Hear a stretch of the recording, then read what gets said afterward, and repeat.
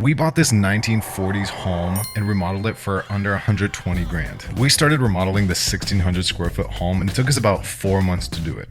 When we got the keys, we realized it was all wood paneling. There was no drywall anywhere. Even the ceilings were wood. The house was in pretty good shape for a 1940s home, but we started off by gutting the house because we wanted to go from a 3-bed 1-bath to a 2-bed 3.5 bath. So we got to stripping the house, completely. And while that was happening, because that took forever, we taped up the windows and started painting the house a fresh coat of paint.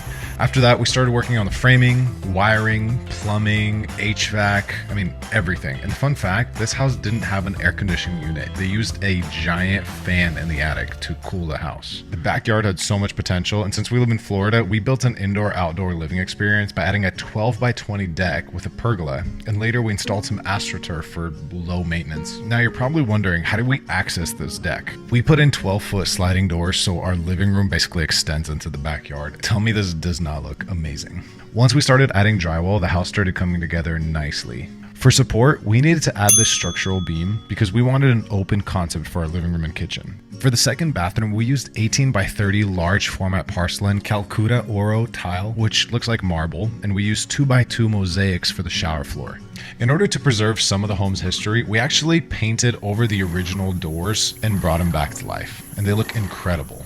Now let's talk about the driveway. This thing was ancient and had cracks everywhere, so we ended up completely gutting this whole driveway, and we paid about $10,000 for 14 pallets of brick, and it took about 2 weeks to install because we had to put in a bunch of gravel, sand to pack it all down before we laid down the actual brick.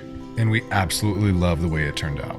For the floors, we wanted to keep it light, so we went with a sand color. The wood was a Riva Oak Spain hardwood, which we absolutely love. It's durable and it's pretty. Earlier, I showed you how we had to take out all that wood from the original build, and we actually refurbished it and used it for the backsplash in the TV. And we also redesigned this area over here and utilized the wood in a creative way while keeping some of the history of the house. For the master bathroom floor, we used 12 by 12 black Spanish Marquino marble, and also for the showers, we used marble mosaics, large format 24 by 48 porcelain tile, and white onyx for the walls. For the half bath, we ended up using wallpaper, which we love, and then also we left some of the original brick exposed. We ended up using some of the brick that we used for the driveway in the backyard as well, just as an accent, and once we added that turf, the backyard came to life. Look at this before. The house was falling apart, the backyard was in shambles, and the after is magical. This does not look like the same backyard. And for the kitchen, we went with light cabinets with black accents here and there. We also went with this lighter tile just to keep the room nice and bright. And once the appliances were in, it looked beautiful. And on the outside, we really wanted to bring this front yard to life, so we ended up planting some palm trees, and it really transformed this place. We're definitely going to keep working on the house, little things here and there, but as you walk in through the front door, this home is just breathtaking, especially when you know what it looked like before. Even though this home took us 4 months to do and set us back about $100,000, it was absolutely worth the investment. From the backyard to the front yard to the living room, every little part of this house has some story to it. And I absolutely love how we were able to keep some of the old features in this house and repurpose them in a new way.